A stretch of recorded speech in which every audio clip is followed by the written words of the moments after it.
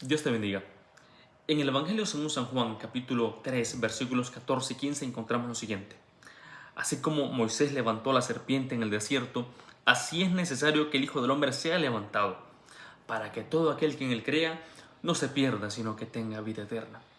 En julio del año 2011, en Noruega, uno de los países más seguros del mundo, se escribió una historia muy trágica, pues un radical tomó una camioneta y la estacionó en el parqueo del edificio de gobierno y explotó esta, matando a 8 personas y centenares de personas más heridas. Pero no quedó allí, sino que, vestido de policía, se infiltró en un campamento juvenil en Utoya y empezó a dispararle a cualquier persona que se le pusiera enfrente, quitándole la vida a 77 jóvenes. Y es en estas situaciones, en estos casos, donde como seres humanos nos preguntamos, ¿cómo es posible que exista tanta maldad en el ser humano? ¿De dónde proviene el mal? Y más importante aún, ¿será que hay alguna cura para el mal y el odio en el ser humano? ¿Hay alguna cura definitiva?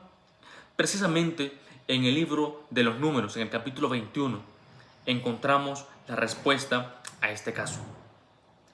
Dice el versículo 4: Después partieron del monte Hor, camino del Mar Rojo, para rodear la tierra de Edom, pero se desanimó el pueblo por el camino, y comenzó a hablar contra Dios y contra Moisés. ¿Por qué nos hiciste subir de Egipto para que muramos en este desierto? Pues no hay pan ni agua, y estamos cansados de este pan tan liviano.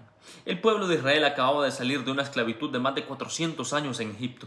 Habían servido con dureza, habían sido oprimidos vilmente, y Dios hizo proezas, hizo milagros para sacarlos. Sin embargo, el pueblo de Israel era un pueblo que a la mínima oportunidad se quejaba de todo y se desanimaba. Cuando acababan de salir, se encontraron frente al Mar Rojo y murmuraron contra Moisés y contra Dios. No habían suficientes cementerios en Egipto para que nos trajeras a morir al desierto. Y Dios obró con poder. Luego pasan el Mar Rojo y van hasta las aguas amargas de Mara y reclaman: no tenemos agua, y vuelven a desanimarse y Dios vuelve a actuar en su favor.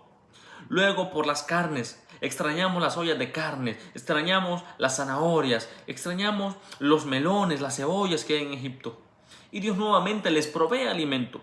Es más, su protección estaba con ellos, que de día estaba presente en una nube y de noche con una columna de fuego.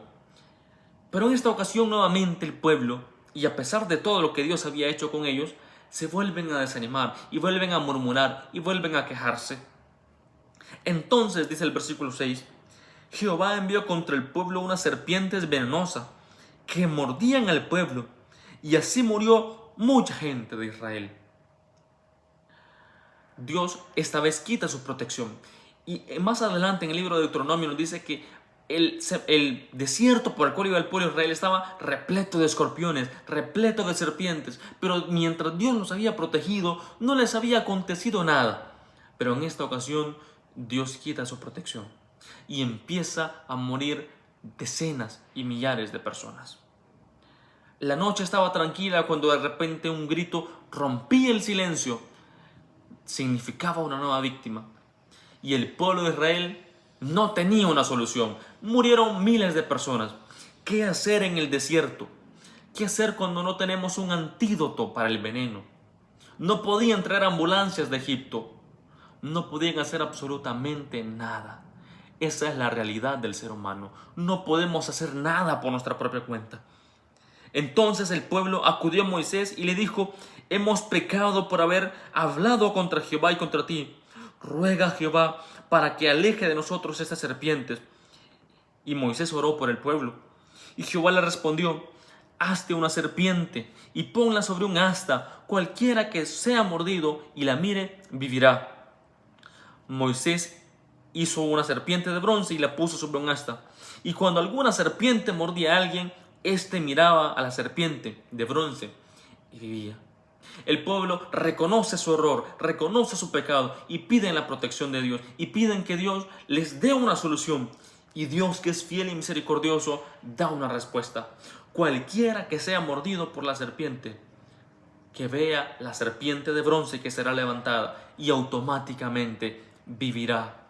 Queridos hermanos, esta historia refleja de una manera puntual lo que es nuestra vida.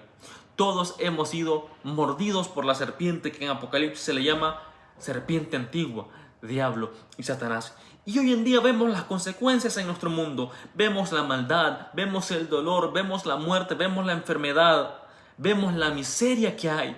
Y nos preguntamos, Señor, ¿hasta cuándo?